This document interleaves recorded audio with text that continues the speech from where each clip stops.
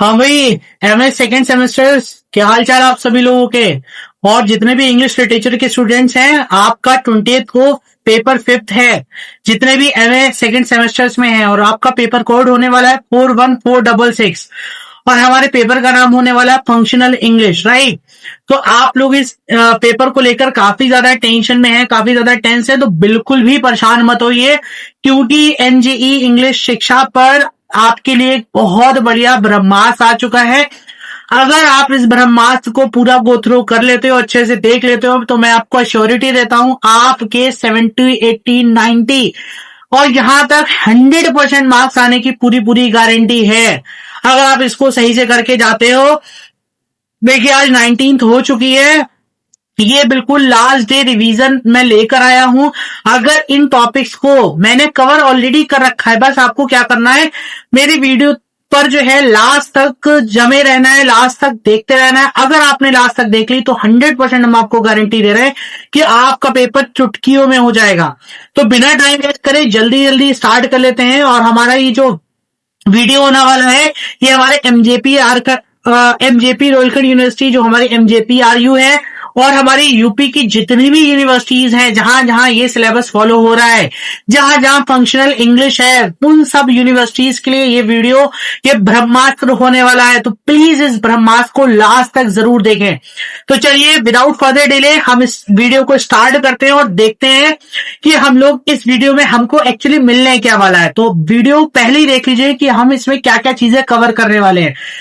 बच्चों, अगर आपने ये टॉपिक्स कवर कर लिए तो पक्का मैं आपको बता रहा हूं कि ये तो आप पक्का 70-80% पेपर आप कवर कर ले जाओगे।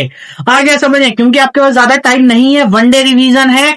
ये देखिए, हम किसकी बात कर रहे हैं हम लोग बच्चों, हम लोग एक्चुअली वन डे रिवीजन की बात कर रहे हैं। किसकी बात कर रहे हैं हम लोग, वन डे रिवीजन की बात कर रहे हैं। तो उसके लिए ये वीडियो बहुत जरूरी है और ये टॉपिक्स बहुत जरूरी है। आपका पेपर बहुत नजदीक है, तो पहले आप लोग ये पढ़िए, जो जो आपको बताया जा रहा है इनको पढ़िए बच्चों। किसको पढ़िए, जो जो आपको बताया जा रहा है, प्लीज इनको आप क्या करिए, बहुत ज्यादा फोकस करिए। ये जो चीजें हैं हमारे पास, सबसे पहले बच्चों हमारे पास क्या है, ग्रामर वाला पोर्शन देखने को मिलेगा। ठीक है, कौन कौन से ग्रामर के पोर्शन है वो भी हम आपको बताएंगे। सबसे पहले हमारे पास क्वेश्चन टैग्स है, आर्टिकल्स है, क्वेश्चन टैग्स है, और साथ ही साथ क्वेश्चन टैग्स है, और साथ ही साथ टेंसेज है। फिर हमारे पास सीवी आने वाला है, रेज्यूमे आने वाला है, email writing, report writing, right. उसके बाद आता है कम्युनिकेशन प्रोसेस, बैरियर्स। ठीक है, उसके बाद थोड़ा सा लिटरेचर का पोर्शन आ जाता है हमारे पास, on liberty, my experience with truth. On liberty को जेएस मिल साहब ने लिखा है, माई एक्सपेरिमेंट्स विद ट्रुथ को महात्मा गांधी साहब ने लिखा है। ठीक है, उसके बाद चित्रा आ गई, अ फ्लाइट ऑफ पिजन आ गया, ये हमारे पास है। उसके बाद देखिएगा, 100% मैं आपसे वादा कर रहा हूं, प्रॉमिस कर रहा हूं, सुनिए क्या लिखा हुआ है। इस ब्रह्मास्त्र वीडियो में आपको सबसे पहले आपका सिलेबस इंट्रोड्यूस किया गया है, उसके बाद ब्रह्मास्त्र वाला कंटेंट है लास्ट में। ठीक है, और लास्ट में पीवाईक्यूज है। जो लास्ट ईयर का पेपर है, सिर्फ पेपर नहीं दिया गया दूसरे यूट्यूब चैनल्स की तरह आपको इस पेपर दे दिया है, बल्कि उसका पूरा सोल्यूशन प्लस फाइनल प्रेडिक्शन है मेरी, कि कल जब परसों जब 20th को आप दोपहर में आपके हाथ में पेपर होगा, तो आपके सामने कौन कौन से क्वेश्चंस होंगे, वो प्रेडिक्शन है साहब, वो प्रेडिक्शन। तो देखिएगा आप, फाइनल प्रेडिक्शन है, इसलिए अगर आप 100% बढ़िया नंबर लाना है तो आपके लिए वीडियो बहुत इंपॉर्टेंट होने वाली है, क्योंकि इससे बाहर कोई भी क्वेश्चन नहीं आएगा। क्लियर सीन है, तो 100% वादा है, इस बात को मैं फिर बता रहा हूं, प्रॉमिस कर रहा हूं यहां पर। ये आपसे बेहतरीन हमारा क्या है, प्रॉमिस है कि अगर आप इसको कर जाते हो तो पक्का आप बहुत बढ़िया मार्क्स लाने वाले हो। ठीक है, चलिए सबसे पहले यूनिट को हम बता देते हैं, इसमें उसके बाद सीधे चलते हैं। यूनिट 1 में ग्रामर आ जाएगी, इसमें पार्ट्स ऑफ स्पीच है आपके पास, और उसके बाद आपके पास आर्टिकल है, आर्टिकल में ए एंड द है, टेंसेस के यूजेस हैं, ट्रांसफॉर्मेशन ऑफ सेंटेंसेस हैं, क्वेश्चन टैग्स क्या होते हैं, कॉमन एरर्स क्या होती हैं, एरर डिडक्शंस बोलते हैं, इडियम फ्रेजेस क्या होते हैं, होमोनिज्म और होमोफोन्स क्या होते हैं, वो भी हम आपको सारा पटपट बता देते हैं। एग्जाम ओरिएंटेड क्वेश्चन, देखिए ये तो सिलेबस है, लेकिन अगर आपको पास होना है, बढ़िया नंबर लाना है, तो आप क्या करो, explain uses of articles with examples, second है discuss the 12 tenses with examples, उसके बाद है व्हाट आर होमोफोन्स और होमोनिज्म, उसके बाद है correct the following common errors, उसके बाद है add suitable question tags. Clear scene है? अभी बताते हैं फटफट। यूनिट सेकंड पे आ जाते हैं हम लोग। यूनिट सेकंड बच्चों हमारे पास जो होने वाली है, यूनिट सेकंड हमारे पास होने वाली है, एक्चुअली कौन सी होने वाली है, ये हमारे पास जो होने वाली है, ये होने वाली है actually, sorry just a minute, हाँ, सेकेंड यूनिट हमारे पास जो होने वाली है वो हमारे पास होने वाली है बच्चों राइटिंग स्किल्स। ठीक है, राइटिंग स्किल्स में हमारे पास एसे राइटिंग होने वाला है सबसे पहले। ठीक है, एसे राइटिंग के बाद हमारे पास होने वाला है बच्चों लेटर राइटिंग। ठीक है, essay writing, letter writing, application writing, biodata, CV, resume writing, ये सारी चीजें आने वाली है। उसके बाद है research proposal writing, report writing, editorial writing, dialogue writing, business correspondence आ जाएगा, ईमेल राइटिंग आ जाएगा, राइटिंग फॉर प्रिंट और इलेक्ट्रॉनिक मीडिया। देखिए ये 11 टॉपिक कितना पढ़ोगे आप, तो आपके लिए मैं बिल्कुल क्रिप्स एंड सॉल्टी कंटेंट लेकर आया हूं, बिल्कुल लास्ट लाइकली क्वेश्चन, मतलब जो 100% रखे हुए हैं पेपर में। आपको क्या करना है, आपको कुछ नहीं करना, आपको सबसे पहले एक टीचिंग पोस्ट के लिए रेज्यूमे की तैयारी कर लेना, या रेज्यूमे नहीं करते हो तो आप एक एप्लीकेशन टाइप का लिख लेना, या चाहे सीवी का मतलब ये होता है curriculum vitae. Formal letter, business letter आपसे पूछा जा सकता है कि आपको कोई जॉब वॉब की नीड है या कुछ भी है, तो आपको एक कंप्लेंट लेटर या फॉर्मल लेटर लिखना है। ये लिखना फॉर्मल है, क्योंकि एक्चुअली जो लेटर्स होते हैं वो हम अभी बात भी करेंगे आगे, वो दो तरीके के होते हैं। एक क्या होता है, एक हमारा बच्चा होता है फॉर्मल, ठीक है, एक हमारा होता है इनफॉर्मल। ठीक है, क्या होता है, एक इनफॉर्मल, ठीक है, एक क्या होता है, फॉर्मल होता है। ठीक है, तो जो फॉर्मल और इनफॉर्मल होता है, तो आपसे क्या पूछा गया, आपके सिलेबस में फॉर्मल पूछा गया, तो आपको इनफॉर्मल पढ़ने की जरूरत नहीं है। नेक्स्ट है prepare a report on the educational seminar. कोई भी एजुकेशनल सेमिनार हुआ है तो उसके रिगार्डिंग आपको क्या करना है, एक रिपोर्ट लिखना है। राइट अ प्रोफेशनल ईमेल, आपको साथ ही साथ एक प्रोफेशनल ईमेल लिखना है कि आप किसी स्कूल में जॉब करते हो, आपको अपने प्रिंसिपल, अपने डायरेक्टर को किसी भी तरीके का ईमेल लिखना है, या आप किसी कॉर्पोरेट सेक्टर में जॉब करते हो, आपको उसके लिए क्या करना है, एक ईमेल लिखना है। तो आप किस तरीके से ईमेल लिखोगे, तो आपको एक प्रोफेशनल ईमेल लिखना है। ये सारी चीजें आपको देखने को मिलने वाली हैं। यूनिट थर्ड की बात करें तो कम्युनिकेशन स्किल, बच्चों बहुत ज्यादा वेटेज आपका जो है, सबसे ज्यादा एक तरीके से मार्किंग स्कीम जो है वो यहीं से होने वाली है। सबसे ज्यादा आप ये समझ लो, आपके 75 मार्क्स का एक्चुअली ये पेपर होने वाला है, तो इससे ही आप ये समझ लो आपके 30 मार्क्स तो यहीं से आने वाले हैं थर्ड यूनिट से। तो बहुत बहुत अलर्ट मोड पे चले जाइए इस यूनिट को लेकर। सबसे पहले आपसे पूछा जाएगा कि आप क्या जानते हो कम्युनिकेशन स्किल्स के बारे में, आप क्या जानते हो, क्या आपसे क्या पूछा जा सकता है, आपसे पूछा जा सकता है कि what do you know, sorry, communication process क्या होता है, टाइप्स ऑफ कम्युनिकेशंस क्या होते हैं, बैरियर्स ऑफ कम्युनिकेशंस क्या होते हैं, इंटरव्यू स्किल्स क्या होती है, जीडी मतलब ग्रुप डिस्कशंस क्या होता है, प्रेजेंटेशन स्किल्स क्या होती है, सॉफ्ट स्किल्स क्या होती है, बिजनेस कम्युनिकेशंस क्या होता है। ये जरूर चीजें हैं। कम्युनिकेशन के प्रोसेस मतलब कितने तरीके का कम्युनिकेशन है, क्या क्या करते हैं हम लोग, टाइप्स ऑफ मतलब इसके टाइप्स कितने होते हैं, बैरियर्स इसके अंदर क्या क्या बाधाएं आती हैं, इंटरव्यू की स्किल्स क्या क्या होना चाहिए, ग्रुप डिस्कशन में क्या होना चाहिए, कितने लोग होते हैं, क्या होता है प्रेजेंटेशन स्किल की, अपनी बात को किसी के सामने कैसे प्रेजेंट करें, ये सारी चीजें आपको देखने को मिलेंगी। लेकिन कहते नहीं इसमें 8, ये देखिए आप, इसमें क्या है, टोटल 8 हैं यूनिट्स पे, यूनिट्स के पार्ट में, मतलब एक यूनिट है थर्ड, लेकिन उसके 8 चीजें हैं उसके अंदर। तो इसमें आपको पढ़ना क्या है, जो क्वेश्चन बैक टू बैक क्या हो रहा है, रिपीट हो रहा है बार बार, ये क्वेश्चन इस टाइप से क्या होते हैं, एक्चुअली बैक टू बैक क्या होते हैं, बैक टू बैक बच्चों पता है रिपीट हो जाते हैं question, back to back repeat होते हैं। ठीक है, ये बैक टू बैक रिपीट हो रहे हैं।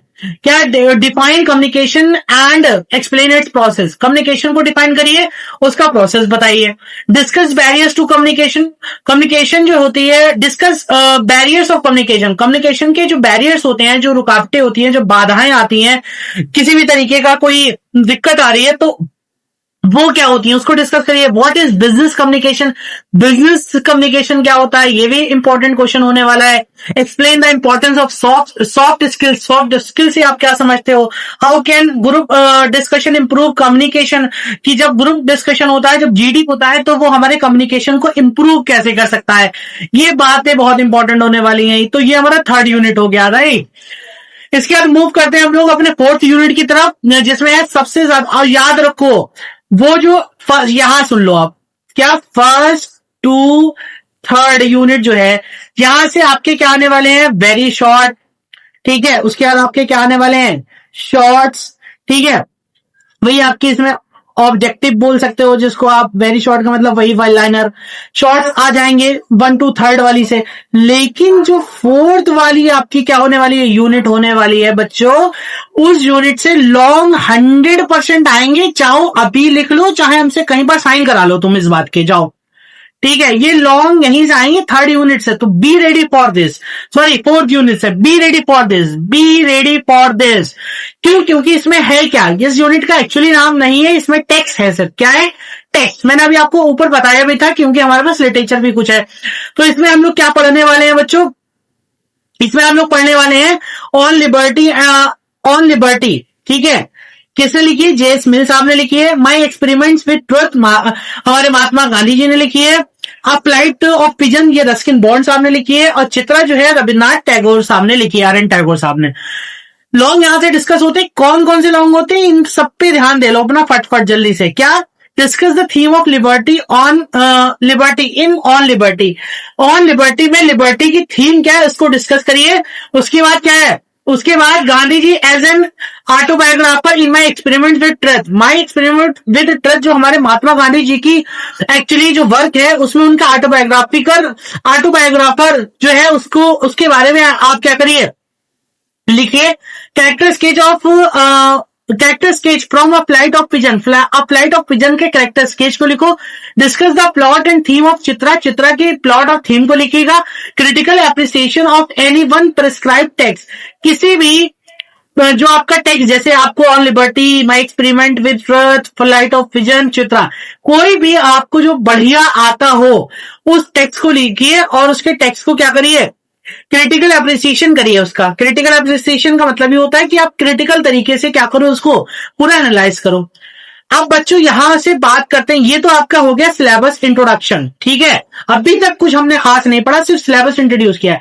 यहां पर ये जो अब हम बात करने जा रहे हैं, यहां पर ये है हमारा एक्चुअली में ब्रह्मास्त्र मटेरियल, ये है ब्रह्मास्त्र, देख लेना इसको। ये क्या है? ये है ब्रह्मास्त्र, ब्रह्मास्त्र कंटेंट। जाओ देख लेना बच्चों पेपर वाले दिन, ये चीजें ना रखी हो तो मुझे बताइएगा आगे। सबसे पहले what is functional English. Functional English क्या होती है? देखो, functional English refers to the practical use of English language in real life situation such as communication, business, education and media. मतलब कहने का आपसे इतना सारा है इनका कि हमारा जो एक्चुअली जो एक तरीके से फंक्शनल इंग्लिश है, refers to the practical use of English language, वो एक तरीके का इंग्लिश लैंग्वेज का प्रैक्टिकल यूज है। मतलब हमारे इंग्लिश को हम कैसे फंक्शन करते हैं। जैसे एक मोबाइल होता है, एक मोबाइल होता है, एक रिमोट होता है, एक कोई टॉय होता है, तो उस टॉय को, इस रिमोट को, उस मोबाइल को चलाने के लिए, जैसे आप अपने मोबाइल में भी यूट्यूब देख रहे हो, लेकिन आपके मोबाइल में कुछ फंक्शंस हैं। जब वो फंक्शंस पूरे हुए तब जाकर आपका मोबाइल प्रॉपर तरीके से काम कर रहा है। Same goes with functional English. English एक तरीके का मोबाइल कंसीडर कर लो, इसके अंदर कुछ फंक्शंस क्या है, बाय डिफॉल्ट हैं। जब वो प्रॉपर सही है तब जाकर आपका मोबाइल काम करेगा। सेम गोज विद इंग्लिश, कि अगर आपकी इंग्लिश लैंग्वेज ठीक है, आपके इंग्लिश ग्रामर ठीक है, आपके इंग्लिश का बेस ठीक है, means if you are good enough in your basics English, it means that your functional is good. If your functional is good, that means that you are going to good in your communication and in your writing also. आगे समझ, if you are lacking somewhere, if you have some sort of confusion and perplexity in your basics of your English, then you will definitely face some sort of problem while speaking, just because of that reason. Because if you don't have good knowledge, then you will definitely see some sort of hesitation और lack of confidence. और confidence कहां से आता है? Knowledge से आता है। जब नॉलेज ही नहीं है तो कहीं ना कहीं आप क्या करोगे? लैक करोगे। तो वैसे ही हमारी फंक्शनल इंग्लिश होती है कि हमारा बेसिक सही है साहब। क्या हम अपने प्रैक्टिकल यूज में इंग्लिश को बोल रहे हैं? कि अगर हम प्रैक्टिकल यूज में कर रहे हैं तो याद रखिएगा आपका इंग्लिश बढ़िया हो जाएगा। Real life situation such communication, सबसे इंपॉर्टेंट है कम्युनिकेशन। कि if a person is make their habits to be to do some sort of communication on a daily basis, near about 20 or 30 minutes on a daily basis, that means he will definitely going to good in their fluency within a month or within a 2 month or 3 months। अगर 1-2-3 महीने कोई इंसान लगातार 20 से 30 minute अपनी speaking पे दे देता है तो पक्का वो क्या करने वाला है? कम्युनिकेशन अच्छी कर लेगा। बिजनेस है, बिजनेस के हमारे क्या है? इंग्लिश यूज होती है, उसमें हमारे फंक्शंस हैं। एजुकेशन में होते हैं, मीडिया में होता है। It focuses on improving speaking, writing and understanding skills rather than just theory. English का मतलब ये नहीं है कि आपने लिटरेचर पढ़ ली, हमारे चौसर साहब से शुरू हुए, आपने जेफरी चौसर से स्टार्ट किया और उधर आप हमारे एक्चुअली यूनिवर्सिटी विट तक चले गए और हमारे आप रॉबर्ट फ्रॉस्ट तक आ गए और या फिर रस्किन बॉन्ड तक आ गए, वो भी तक जिंदा है और आप चौसर से चले। ऐसा नहीं है साहब। English is not like that. You just only focus on theory. It is also focusing on improving your speaking, improving your writing. Writing in the sense, if you are working on your writing skills. Writing skills means if you are framing, like essays, emails, messages on a daily basis, then you are improving your writing. And if you are giving 20 or 30 minutes on a daily basis on yourself, then you will see the improvement of your speaking also. So this is called functional English only. Right? Examples: writing emails, giving presentation, speaking in interviews. मैंने अब भी ये सारी बातें बता दी। रोज email लिखो। अब देखो, आप जैसे जॉब में हो, कॉर्पोरेट सेक्टर में हो, तो आपको दिन के 20 से 30 ईमेल लिखने हैं आपको। ठीक है। प्रेजेंटेशन, आप अच्छी कॉलेज में हो, अच्छी जगह पर हो, तो वहां रोज इवेंट्स होते रहते हैं, एक्स्ट्रा करिकुलम एक्टिविटीज होती रहती है, वहां आपको क्या करना पड़ती है? प्रेजेंटेशन देना पड़ती है। तो प्रेजेंटेशन देना, आपको अपनी वहां पर बेइज्जती नहीं कराना है, एम्बैरेस नहीं करना है, तो आपको उसकी प्रेपरेशन करना पड़ेगी। जब प्रेपरेशन करोगे तो जाहिर सी बात है, टाइम जो इंसान टाइम देता है वो डिजर्व करता है। Next, speaking interviews. For example, आपने इंटरव्यूज दिए, आप सिलेक्शन नहीं हो रहा है, लगातार इंटरव्यू दे रहे हो, तो आप 10-12 इंटरव्यू देने के बाद आप क्या हो जाओगे? मैच्योर एनफ हो जाओगे, आप बहुत ज्यादा स्किल्ड एक कैंडिडेट हो जाओगे। क्यों? क्योंकि आपका एक्सपीरियंस हो चुका होगा। जहां जहां रिजेक्शन होगा, जहां जहां आप किससे क्वेश्चंस पे फंसते होगे, वो घर पे आके प्रिपेयर करोगे आप, तो उसका मतलब है ना कि आप इंप्रूव कर जाओगे। सेकेंड है explain the process of communication. तो यही है फंक्शनल इंग्लिश बच्चों की। इंग्लिश का मतलब यह नहीं है कि हमने थ्योरी पढ़ ली, हमने शेक्सपियर को पढ़ लिया, वर्ड्सवर्थ, मिल्टन साहब को पढ़ लिया, ऐसा नहीं है। हमने उसकी बैकग्राउंड को पढ़ा, हमने अपने आर्टिकल से शुरू करा हमने, और हम जाके डायरेक्ट इनडायरेक्ट तक हमने ग्रामर पढ़ी। आ गया समझ में? हमने लेटर, फॉर्मल लेटर्स लेकर डायरी एंट्री, मैसेजेस, ठीक है, business letter, job application, resume, CV, ये सब पढ़ा। तब जाकर हम एक फंक्शनल इंग्लिश में क्या हो पाएंगे? निपुण हो पाएंगे, स्किल्ड हो पाएंगे। क्लियर है? उम्मीद है समझ में आ गया होगा। Explain the process of communication. Communication का प्रोसेस क्या है बच्चों? देखो, कम्युनिकेशन क्या होता है? बातचीत करना, वार्ता करना, मतलब एक तरीके से क्या करना? बातचीत करना। ठीक है, बातचीत करते हैं हम लोग, ठीक है। तो ये भी एक तरीके का कम्युनिकेशन है। एक कम्युनिकेशन हम फिजिकल मोड में करते हैं, एक हम एक तरीके से वर्चुअल मोड में करते हैं। तो एक तरीके से क्या, communication is the process of sending end receiving messages. अगर आप क्या कर रहे हो, दो, मैंने क्या बोला, एक तो आपका क्या हो गया, एक तो आपका फिजिकल हो गया, ठीक है, और एक आपका क्या हो गया, एक आपका वर्चुअल हो गया। हम यहां पर किसकी बात कर रहे हैं? रिसीविंग एंड सेंडिंग्स की बात कर रहे हैं। इसका मतलब ये क्या होगा? मैसेजेस। मैसेजेस की बात होगी तो इसका मतलब हम वर्चुअल्स के ऊपर फोकस कर रहे हैं। सबसे पहले स्टेप्स क्या होंगे? इन स्टेप्स को जरा ध्यान से पढ़ लेना साहब। यही आपके क्या है, पैटर्न भी आपसे पूछा जा सकता है। क्या पूछा जा सकता है? पैटर्न भी पूछा जा सकता है। आ गया समझ में? क्या पूछा जा सकता है? पैटर्न भी पूछा जा सकता है। ठीक है, सबसे पहले आपसे क्या पूछेंगे? वो सबसे पहले आता है बच्चों इसके अंदर कम्युनिकेशन में सेंडर, मतलब एक अपनी बात को कहने वाला, पर्सन हु सेंड मैसेज, एक इंसान जो अपनी बात को कहता है। Encoding, converting idea into words, क्या करता है? अपने आइडियाज को शब्दों में बयां करता है और सामने वाले को क्या करता है? बोलता है। सेकेंड है मैसेज, उसकी सबसे, अब वो जो आइडियाज है वो क्या होगी? कोई इंफॉर्मेशन होगी, कोई क्या होगी, एक तरीके से कोई बात होगी। उसके बाद क्या है? चैनल, उसका मीडियम क्या है? वो क्या डायरेक्ट बोल रहा है तो वो फिजिकल मोड में हो गया, क्या वो ईमेल के थ्रू बोल रहा है तो वो एक तरीके आपसे वर्चुअल हो गया, एक्सेट्रा, या और भी तरीके हो सकते हैं। रिसीवर, आप बोलने वाला तो सेंडर हो गया, अब रिसीवर जो जिसके पास आपने अपना मेल भेजा है, जिसके पास आपने अपनी बात बोली है। पर्सन हु रिसीव मैसेजेस, एक इंसान जो आपके मैसेज को रिसीव करता है।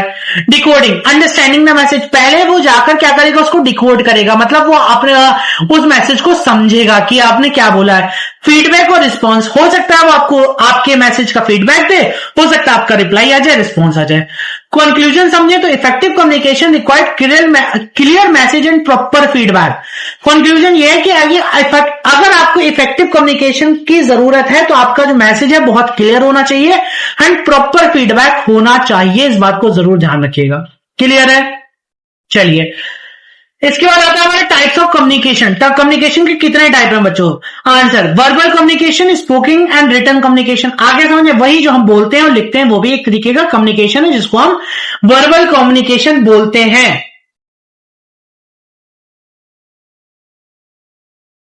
ठीक है बच्चों, सॉरी थोड़ा सा पानी वानी पीना था। देखते हैं non verbal communication. Non verbal क्या होता है? बॉडी लैंग्वेज, गैस्चर्स और फेशियल एक्सप्रेशन। मतलब एक तरीके से नॉन वर्बल मतलब आप बोल नहीं रहे हो, लेकिन आपका बॉडी लैंग्वेज, गैस्चर और फेशियल जो आपका फेस एक्सप्रेशन होता है, उसको हम नॉन वर्बल कम्युनिकेशन बोलते हैं। थर्ड आता हमारा विजुअल कम्युनिकेशन, मतलब हम चार्ट से, ग्राफ से और सिंबल से किसी भी कम्युनिकेशन को समझे तो दैट इज कॉल्ड हमारा विजुअल कम्युनिकेशन। अंडरस्टैंड? ठीक है, ये क्वेश्चन पूछा जाएगा आपसे, write down the types of communication. Last year के पीवाईक्यू में रखा हुआ क्वेश्चन है। हमने अभी आपको बोला ना कि ये ब्रह्मास्त्र करने का हम पीवाईक्यूज भी कवर करेंगे, तो बस बी रेडी, ध्यान दीजिएगा वीडियो को पूरा। What are barriers of communication? Barrier का मतलब पहले समझ लो, बैरियर का मतलब होती है रुकावटें, बाधाएं, ऑब्स्टेकल्स। ठीक है, barriers are obstacle that prevent effective communication. Effective communications को रोकने के लिए जो बाधाएं आती है उसको हम बैरियर कम्युनिकेशंस बोलते हैं। डन सीन है? चलिए, इसके टाइप्स, सबसे पहले फिजिकल, इसमें नॉइज और डिस्टेंस। अगर किसी, जैसे हमने किसी से हम क्या कर रहे हैं, कम्युनिकेशन कर रहे हैं फिजिकल मोड में, हम यहां खड़े, सामने वाला थोड़ा सा दूर खड़ा है, तो हो सकता है हम तेज ना बोल पाए, उसको सुनने में दिक्कत हो। अगर हम हल्के बोले वो सुनना पाए, तेज बोले शायद कोई दूसरा डिस्टेंस ज्यादा हो, हमारी दूरी ज्यादा हो, तो उसके पास पहुंच ना पाए। एक तो ये होता है। सेकंड है हमारा साइकोलॉजिकल, एक तरीके से कम्युनिकेशन होता है। स्ट्रेस और फियर, मतलब डर और भय और स्ट्रेस, परेशानी से एक तरीके से कम्युनिकेशन होता है। डर जो एक तरीके से साइकोलॉजी वाले जो लोग होते हैं, साइकोलॉजिस्ट होते हैं, ठीक है, साइकियाट्रिस्ट होते हैं, वो बात कर लेते हैं, कम्युनिकेट कर लेते हैं। जैसे कोई इंसान परेशान है, बहुत ज्यादा फ्रस्ट्रेट है, वो बहुत ज्यादा स्ट्रेस में है, वो बोल नहीं पाएगा, लेकिन उसी इंसान को अगर आप एक साइकियाट्रिस्ट के पास लेकर जाते हो, then the psychiatrist is mature enough how to face, how to read और how to communicate with those persons who are actually failing. या एक इंसान जो पूरी तरीके से डिस्ट्रैक्ट है, पूरी तरीके से डिप्रेशन में है, वो उससे बात कर लेंगे, लेकिन नॉर्मल इंसान नहीं बात कर पाएगा। तो इसको हम साइकोलॉजिकल एक तरीके से कम्युनिकेशन बोलते हैं। लैंग्वेज कम्युनिकेशन, पुअर वोकैबुलरी, मतलब एक तरीके से एक तरीके का लैंग्वेज कम्युनिकेशन होता है जिसमें पुअर वोकैबुलरी। जैसे एक इंसान है, एक टीचर है, उसके सामने कोई बच्चा है, वो अपनी स्पीकिंग करे, तो टीचर क्या हो जाएगा, एक तरीके से समझ जाएगा एक्चुअली ये कहना क्या चाहता है। ठीक है, वो हो गया। कल्चरल डिफरेंट बिलीव्स, कल्चरल मतलब अलग अलग रीजन में अलग अलग कल्चर होता है और लोगों का फिर अलग अलग मानना भी होता है। तो इसलिए हम जब यहां बोलेंगे तो सामने वाले, उधर दूसरे शहर वाले को नहीं समझ आएगा, दूसरा वाले बोलेगा तो हमें नहीं समझ आएगा। तो एक तरीके से कल्चरल कम्युनिकेशन भी क्या करता है, हमारे कम्युनिकेशन का बैरियर बन जाता है। आ गया समझ में? और सेम ये है पुअर वोकैबुलरी। कोई बच्चा है, टीचर तो शायद समझ जाए, लेकिन अगर बच्चा बच्चा आपस में बात कर रहा है तो वो भी एक लैंग्वेज एक तरीके से बैरियर है। वो पुअर वोकैबुलरी की वजह से बच्चे की बात पहुंच नहीं पाएगी, एक दूसरे की कम्युनिकेशन को समझ नहीं पाएंगे, अंडरस्टैंड नहीं कर पाएंगे। Conclusion, barriers must be remove for clear communication. अगर हमें क्लियर कम्युनिकेशन करना है तो हमारे बीच के जो बैरियर्स हैं, चाहे वो आपका फिजिकल हो, साइकोलॉजिकल हो, लैंग्वेज हो, कल्चर हो, इन सबको रिमूव करना पड़ेगा। ये बात जरूर याद कर लीजिए। What is a passive writing? बच्चों पैसिव राइटिंग क्या होता है ये समझ लो आप लोग। जैसे होता क्या है इसको समझो। जैसे आप लोगों ने कभी क्या, हमें बहुत टाइम आपने पेपर दिए होंगे अपने, ठीक है, पेपर में सबसे पहला जो क्वेश्चन होता है हमेशा क्या होता है, अनसीन पैसेज होता है। क्या होता है बच्चों? Unseen passage. ठीक है, अनसीन पैसेज होता है बच्चों। अब वो जो अनसीन पैसेज होता है, उस पैसेज को आपको दिया गया हो और आपसे क्या गया हो, इसको प्रेस्क्राइब करो, इसको एक तरीके से प्रेसिस करो, इसके बारे में लिखो। तो प्रेसिस में क्या करना होता है कि हमें उस पूरे अनसीन को गो थ्रू करना होता है। करने के बाद उसका एक दिमाग में सबसे पहले टाइटल लाना होता है। टाइटल लिख दिया आपने 3 to 5 वर्ड्स में, not more than that, not less than that.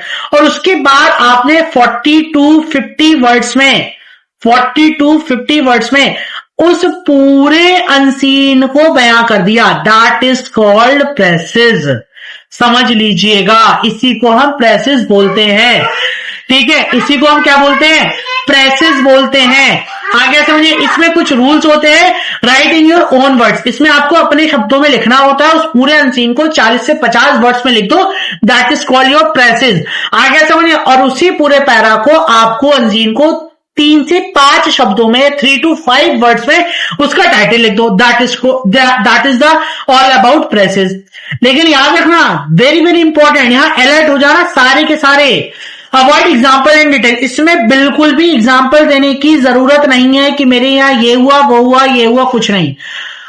और याद रखना कि जब भी आप लिखना, उसमें अपना शब्द ना लिख देना, उसमें आपको उसी वो जो एक तरीके से क्या है, वो जो हमारा एक तरीके से पैसेज है, उस पैसेज का जो ऑब्जेक्ट है, उस ऑब्जेक्टिविटी है, ठीक है, ऑब्जेक्टिविटी है, उसको मेंटेन रखना। याद रख लेना ये बात, मतलब उसका मीनिंग क्या है, जो पैसेज कहना चाह रहा है आपका जो प्रेसेज है वो भी वही कहे, कुछ आपकी कहानी ना हो, जो अपनी घर की कहानी बता दो उसमें कुछ। Write a formal letter job application.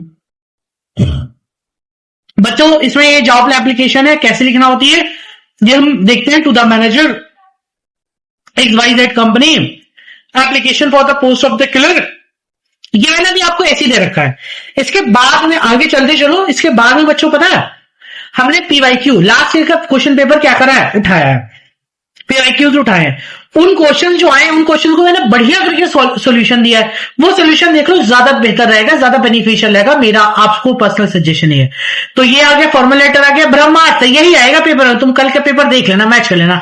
What is report writing, क्या होती है report writing? Is a formal way of presenting information about an event और सिचुएशन। याद रखना कि जो एक तरीके से क्या होती है, जो रिपोर्ट राइटिंग होती है वो किसी एक फॉर्मल वे है presenting information about of an event और सिचुएशन, किसी सिचुएशन पर और किसी भी इवेंट पर एक फॉर्मल तरीके से किसी बात को लिखना, फॉर्मल तरीके से किसी बात को, फॉर्मल वे में किसी बात को लिखना, that is called report writing, जो हमारे जर्नलिस्ट वगैरह करते हैं। ठीक है, उसके बाद हमारे पास व्हाट इज ईमेल राइटिंग। मैंने अब भी बताया कि अगर आप किसी स्कूल्स वगैरह में, अच्छे स्कूल्स वगैरह में क्या करते हो, जॉब करते हो, या आप किसी कॉर्पोरेट सेक्टर में, ठीक है, किसी भी कॉर्पोरेट सेक्टर में क्या करते हो, जॉब करते हो, तो आपको दिन भर के कम से कम 15 से 20 मेल्स लिखने पड़ते हैं। और वो सारे मेल्स कैसे होते हैं, सारे प्रोफेशनल मेल्स होते हैं। तो email writing is a modern method of communication, modern method, ठीक है, ये फॉर्मल नहीं होता, ये एक तरीके से इनफॉर्मल नहीं होता, फॉर्मल होता है, और मॉडर्न वे होता है। टिप याद रखना, keep it short and clear. याद रखना, कभी भी हम ईमेल जो लिखते हैं उसमें पूरे ऐसे नहीं लिख देते हैं, इसमें आपके जो वर्ड्स हैं वो बहुत ज्यादा रेलेवेंट होना चाहिए। क्या होना चाहिए, बहुत ज्यादा रेलेवेंट होना चाहिए, और साथ ही साथ बच्चों पता है बहुत ज्यादा कट टू कट होना चाहिए। मतलब कट टू कट का मतलब होता है एक तरीके से प्रेसाइज, बहुत ज्यादा relevant, cut to cut, in short, जितनी बात कही गई है, जितनी आपको बताना अपनी बात उतनी लिखो। इसमें पूरे पूरे ऐसे लिखने की कोई जरूरत नहीं है, ये सही पैटर्न नहीं होता है ऐसे लिखने का। What are interview skills? Interview skills क्या होती है? Interview skills are abilities required to perform well in an interview. Interview में बच्चों कुछ नहीं होता, ये कॉन्फिडेंस जिसके अंदर है वो इंटरव्यू आराम से निकाल लेता है। और साथ ही साथ स्किल्स की बात करें, आपसे किसकी बात करी गई है, स्किल्स की। स्किल का मतलब ही होती है कला, हमारी नॉलेज से बनती है हमारी कला। तो interview skills are ability required to perform well, जो एबिलिटी मांगी गई है इंटरव्यू में, वो एबिलिटी आपको है आपके अंदर, तभी आप इंटरव्यू में जा रहे हो। लेकिन जब जा रहे हो तो आपसे ये कंडीशन भी है कि आपको अपनी उस एबिलिटीज को रिक्वायर्ड है, जरूरी है कि उसको वहां पर जाकर परफॉर्म वेल, बढ़िया करके परफॉर्म करना पड़ेगा। ये मैंडेटरी है चीज, आ गया समझ में। सेकेंड है बच्चों हमारे पास की पॉइंट्स। इंटरव्यू का मैंने तुम्हें क्या बताया, वो इंसान के अंदर अगर वो पावर हाउस ऑफ कॉन्फिडेंस है, क्या है वो पावर हाउस ऑफ कॉन्फिडेंस, तो वो किसी भी इंटरव्यू को क्या निकाल देगा, चुटकियों में निकाल देगा। कम्युनिकेशन, अगर किसी भी इंसान का कम्युनिकेशन अच्छा है, अब उससे कहा गया इंटरव्यू में बैठा, उससे कहा गया साहब इंट्रोड्यूस योरसेल्फ, उन्होंने कहा my name is Anas Ahmad Khan, I am from Shahjahanpur, I am a teacher, I have 5 years of experience and I am looking job for myself, thank you. बच्चों कुछ नहीं हो पाएगा, इंटरव्यू तुरंत आपका खत्म। और उसी इंटरव्यू में आपसे पूछा गया कि भैया इंट्रोड्यूस योरसेल्फ, तो आप बोले हेलो या my name is mister Anas, actually I am from Shahjahanpur and I am having 8 or 12 years of experience in the same industry, in education industry, and I have a multiple schools of experience in the CBSEs and all, so I'm actually looking opportunity for myself, that's why I heard a opportunity that you are offering, that's why I came it out here, so if you are giving my opportunity, it's highly obliged to you। तो भैया वो कहेगा हाँ ठीक है, आपका opening बहुत शानदार हुई, बढ़िया एक्सटेंड में आपने कम्युनिकेशन स्किल कराई, तुरंत आपका क्या होगा, बेहतरीन इम्पैक्ट पड़ेगा। ड्रेसिंग सेंस, बच्चों टी शर्ट जीन्स और जूतों में मत जाना, स्पोर्ट शूज में एक फॉर्मल सा हल्का सा शर्ट डाल लेना साहब, ठीक है, फॉर्मल शर्ट आपका हो जाए, एक फॉर्मल क्या हो जाए आपकी शर्ट हो जाए, फॉर्मल पैंट हो जाए, और साथ ही साथ एक फॉर्मल शूज हो जाए, खत्म। टाई वाई लगाओ चाहे ना लगाओ, इतने में आपका क्या हो जाएगा, बेहतरीन इम्पैक्ट पड़ता है ड्रेसिंग सेंस का। Clear answer. आपसे पूछा गया कि भैया आपको कितने साल का एक्सपीरियंस है, तो आपने कह दिया भैया मैं 12 साल का एक्सपीरियंस है, दैट्स इट। आपसे पूछा गया कि भैया आप इससे पहले कहां वर्किंग हुआ, भैया हम इससे पहले यहां वर्किंग है।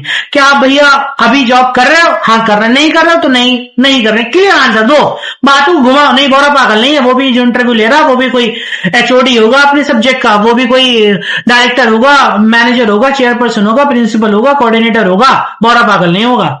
आ गया समझे, तो घुमाना फिराना बिल्कुल नहीं उसे।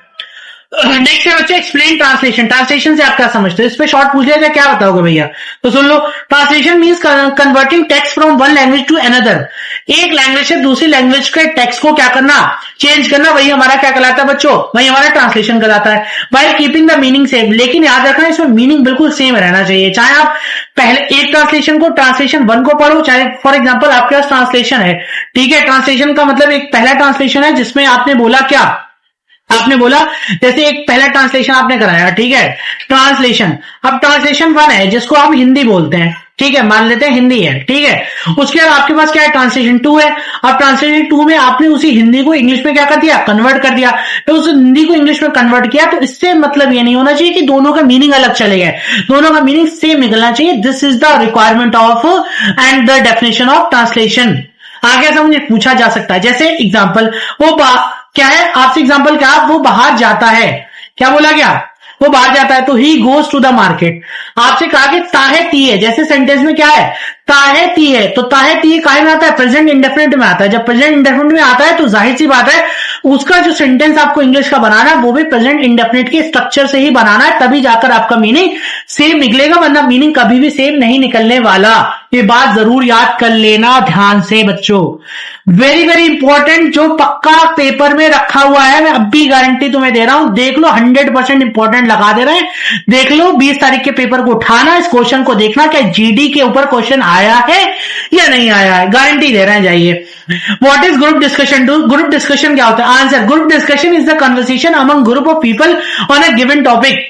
आ गया समझ में, group discussion is a conversation, group discussion बच्चों एक तरीके का कॉन्वर्सेशन है अमंग ग्रुप ऑफ पीपल, मतलब एक बहुत सारे लोग बैठे हैं, उन लोगों के बीच में जो बातचीत होती है, जो एक तरीके का वार्तालाप होता है, उसी को हम क्या बोलते हैं, ग्रुप डिस्कशन बोलते हैं। ऑन अ गिवन टॉपिक, आपको कई सारे टॉपिक दे दिए जाएंगे, उससे बात बोला जाएगा कि आप इसके ऊपर क्या करिए, बहस करिए, इसके ऊपर आपको बात करना है। 1 मिनट दीजिए, पानी पीने जरा, ठीक है बच्चों।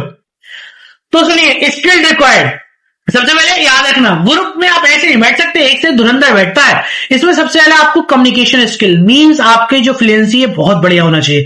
कॉन्फिडेंस नहीं होगा आप जीडी से बाहर हो जाओगे। याद रखना ये बहुत इंपॉर्टेंट चीज है, लिसनिंग। जब तक आप दूसरे वाले का क्वेश्चन समझोगे नहीं, तब तक आपके पास तब तक आपके पास बेहतरीन काउंटर क्वेश्चन नहीं होगा। और जीडी के अंदर याद रखिएगा, जिस इंसान के पास, जो इंसान जीडी में बैठा है, ग्रुप डिस्कशन में बैठा है, और उसके पास काउंटर क्वेश्चंस नहीं है, याद रखना ये बात। अगर कभी भी बैठना पड़े जीडी में, अगर उस इंसान का काउंटर क्वेश्चंस नहीं है, और कैसे, बहुत ज्यादा परप्लेक्स, कैसे परप्लेक्स मतलब कंफ्यूजिंग वाले, बहुत ज्यादा, अगर आपके पास परप्लेक्स वाले काउंटर क्वेश्चन नहीं है तो आप जीडी जीत नहीं सकते। अगर आपको जीडी में सामने वाले को फंसाना है तो आपको ऐसे क्वेश्चंस लाना है, वो भी काउंटर क्वेश्चन, जिससे वो फंस जाए।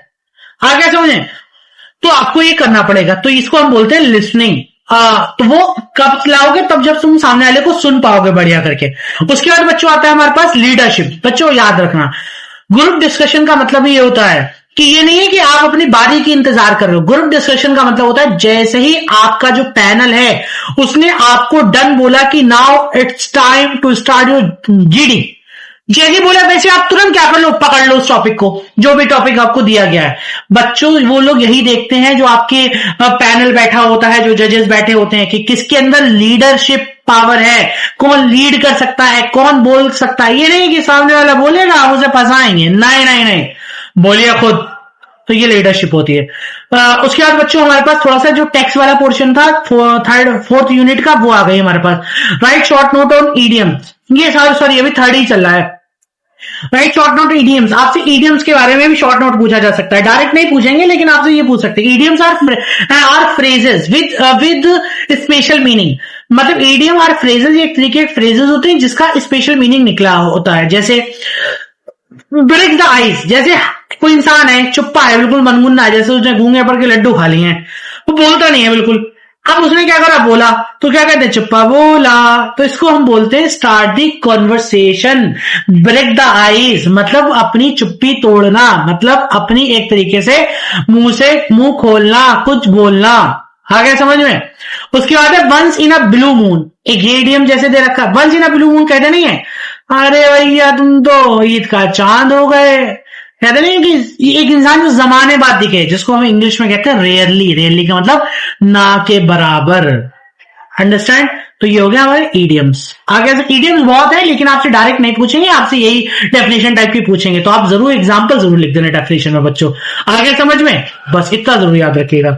सेकेंड है, अब आ जाते हैं हम लोग किसके ऊपर, यूनिट 4 पे आ जाते हैं, समरी के ऊपर। ठीक है, क्या है, short summary on liberty by JS Mill. फटफट जल्दी से इनकी समरी देख लेते हैं, उसके बाद आपको बढ़िया करके समझे। On liberty bye John Stuart Mill. ठीक है, इनका जेल मिल का ये पूरा एक्चुअली क्या है, एक्चुअली इनका ये पूरा एक तरीके से क्या है, नाम है।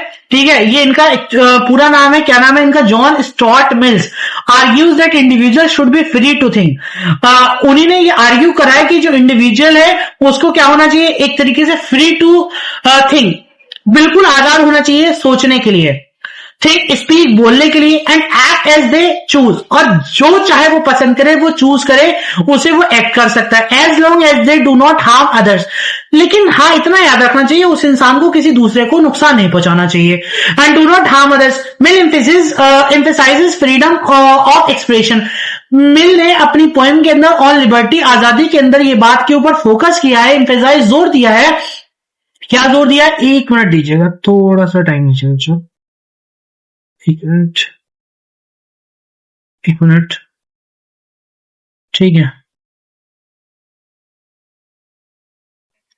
हाँ जी हाँ जी हाँ जी, आगे बैक टू द टॉपिक, थोड़ा सा जूम करना था।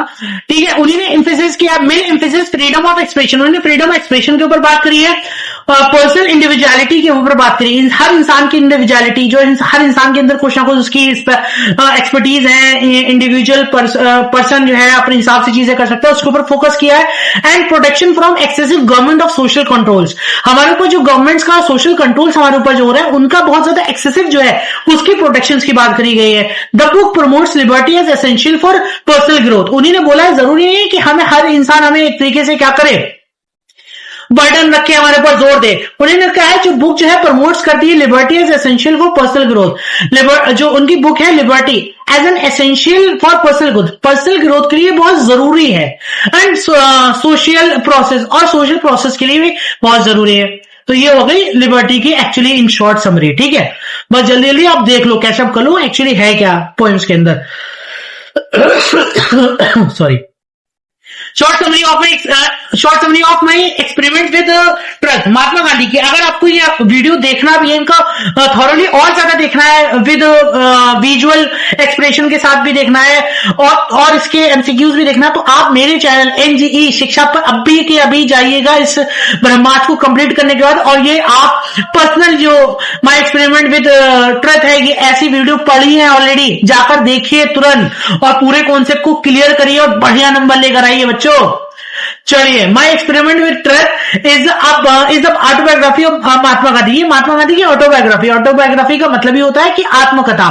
आगे समझें, ये आत्मकथा है। इन दिस बुक, इस किताब में Gandhi ji describe his life, Gandhi ji ने अपनी लाइफ को पूरी तरीके से डिस्क्राइब किया है, बताया है, अपने स्ट्रगल्स को बताया है, अपने एफर्ट्स को बताया टू फॉलो ट्रथ। उन्हीं ने बताया कि उन्हें ट्रथ को फॉलो करना चाहिए, नॉन वायलेंस को, और उन्होंने क्या बोला, नॉन वायलेंस को फॉलो करो, वायलेंस किसी तरीके का एक्सेप्ट ना करो, सेल्फ डिसिप्लिन रहो। उन्होंने अपनी पॉइंट में ये तक बताया है कि जब वो एक बार स्कूल में थे, उनके टीचर एग्जाम चल रहे थे, उनका टीचर उनके क्लास में था, जिसको हम लोग एक तरीके से इन्विजिलेटर बोलते हैं, उसने एक बार परमिशन तक दे दी थी कि बच्चों नकल कर सकते हो। सारे बच्चों ने क्लास में नकल करी थी, लेकिन गांधी जी ने नकल नहीं करी थी। इसीलिए उन्हें बोला था कि फॉलो करो ट्रथ को, सच को फॉलो करो, सच का साथ दो, सेल्फ डिसिप्लिन रहो, कभी भी ये सब चीजें मत करो।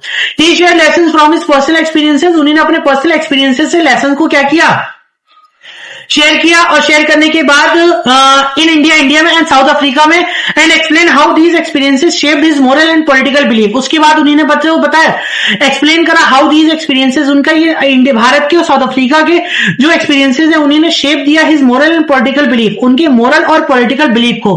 द बुक एम्फेसिस ऑनेस्टी, उनकी जो किताब है वो ईमानदारी के ऊपर जोर देती है, सिंप्लिसिटी, सादगी के ऊपर जोर देती है, and pursuit of truth as guiding principle of life. और उनकी जो प्रिंसिपल लाइफ है, उसको प्रिंसिपल्स, उनके जो सिद्धांत है, उसको इन्होंने क्या करा, एक तरीके से बताया, उसको भी उन्होंने गाइड किया। ठीक है, ये हो गया। उसके बाद आते हैं question number 5, short summary of Chitra. Rabindranath Tagore साहब ने लिखी, आर.एन. टैगोर साहब ने। Chitra is one act poetic drama by RN. Tagore, Rabindranath Tagore, based on a story from the Mahabharata. ये महाभारत की स्टोरी के ऊपर बेस्ड है। The play tells the story of prince Chitra.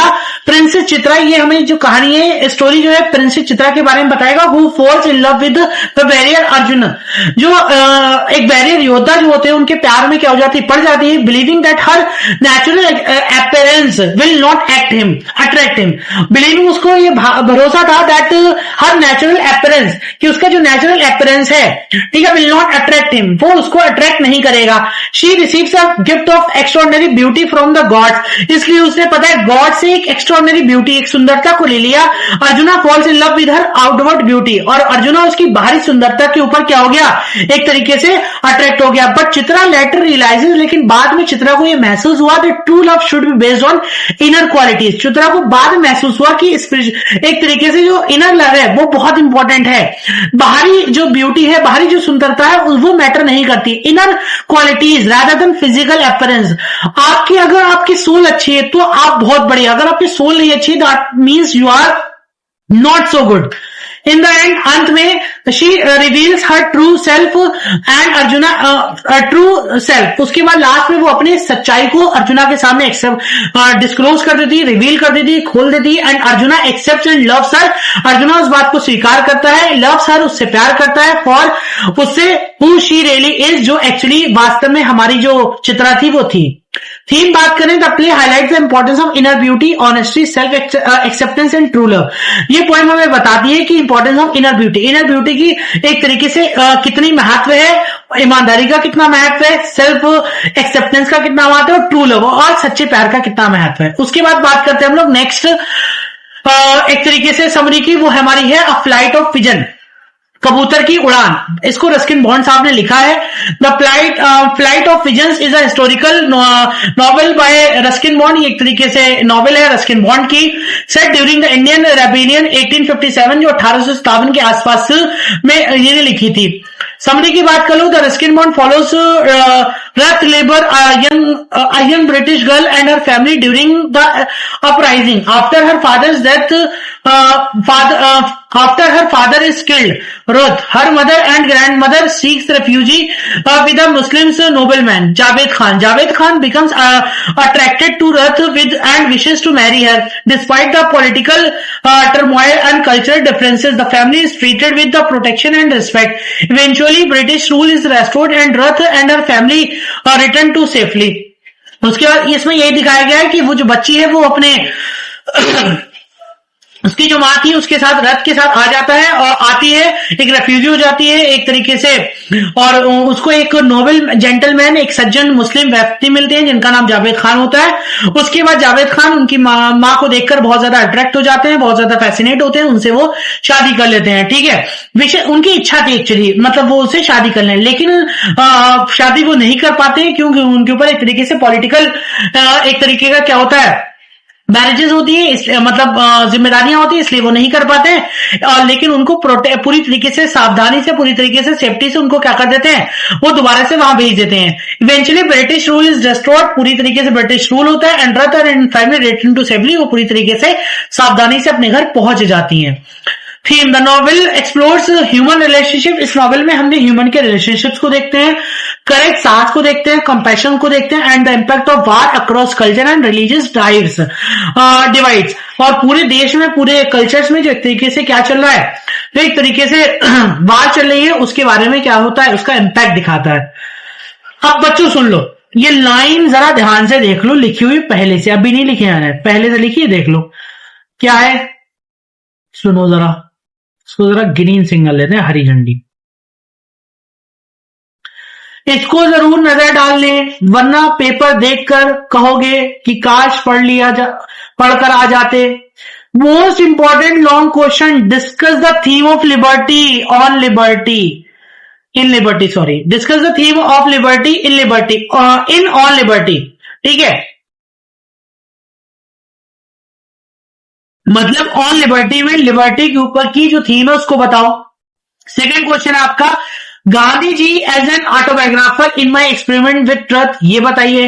Character sketch from a flight of pigeon, flight of pigeon के character sketch को बताइए। Discuss the plot and theme of Chitra, Chitra की plot और थीम को बताइए। Critical appreciation of any one prescribe test, कोई prescribe test क्या करिए, लिखिए। ओके, ठीक है। Last year question paper analysis, आ जाओ, इसकी बात कर रहे थे इतनी देर से, यही हमारा बचा हुआ रह गया था, इससे जरा रेड कर देते हैं, थोड़ा खतरे में आ जाओ, जो नहीं पढ़ेगा वो दिक्कत में आ जाएगा। देखो बच्चों, लास्ट ईयर के क्वेश्चन पेपर को पढ़ना इसलिए इंपॉर्टेंट है क्योंकि आपकी यूनिवर्सिटी का अगर पैटर्न उठाकर देखो तो 2, 4, 5, 10 क्वेश्चन वो रिपीट मार देते हैं। आगे समझे, अगर 2, 4 क्वेश्चन भी रिपीट मार दिए तो तुम्हारे 15-20 नंबर पक्के हो गए। इसलिए कह रहे हैं कि जो पीवाईक्यूज है उसको जरूर पढ़ के जाओ, लास्ट ईयर को क्वेश्चन पेपर जरूर अटेम्प्ट करो। Most repeated topics very important, सबसे ज्यादा रिपीटेड टॉपिक है, सबसे ज्यादा इंपॉर्टेंट टॉपिक है, लगा लो इसको 100%। मैं आपको अभी भी बता रहा हूं, ये आपके लिए 100% इंपॉर्टेंट होने वाले हैं। आगे समझ में, ये आपके क्या होने वाले हैं, बहुत बहुत इंपॉर्टेंट होने वाले हैं, 100% इंपॉर्टेंट होने वाले हैं, 100% इंपॉर्टेंट। क्या कम्युनिकेशन हाईएस्ट वेटेज है, कम्युनिकेशन का हर साल पूछा जाता है। क्या क्वेश्चन पूछा जाता है, explain the process of communication, communication के प्रोसेस को बताइए। क्या पूछा जाता है बच्चों, explain the process of communication. तो आंसर सुन लो साहब, आंसर सुन लो जल्दी जल्दी। Communication is the process of exchanging information, ideas, thoughts or feelings between individuals or groups. It involves several steps. आ गया समझ में? कम्युनिकेशन एक तरीके का प्रोसेस है जिसमें हम अपनी आइडियाज को, अपने इंफॉर्मेशन को एक दूसरे के थ्रू, अपने थॉट्स को और भावनाओं को किसी इंडिविजुअल, किसी सामने सिंगल पर्सन या फिर किसी ग्रुप्स में क्या करते हैं, एक तरीके से हम लोग किसी ग्रुप्स में क्या करते हैं, किसी ग्रुप्स में हम लोग बांटते हैं, इन्वॉल्व करते हैं इन सेवरल स्टेप्स, अलग अलग स्टेप्स में। आ गया समझ में? इसको बोलते हैं हम लोग। A teacher explains a lesson in class. अब कम्युनिकेशन क्या हो सकता है, देखो सबसे पहले टीचर है, सेंडर है, वो स्पोकन वर्ड्स एंड गेस्चर्स वो अपने तरीके हाथ पैर फेंक कर बता रहा है और वर्ड्स बोल रहा है, इसको इनकोडिंग बोल गया। लेसन कंटेंट वो जो भी चैप्टर पढ़ा रहा है, जैसे मैं आपको क्या कर रहा हूं, आप एमए सेकंड सेमेस्टर के आपका पेपर 5th है, फंक्शनल इंग्लिश में आपको वो पढ़ा रहा हूं, ये हो गया।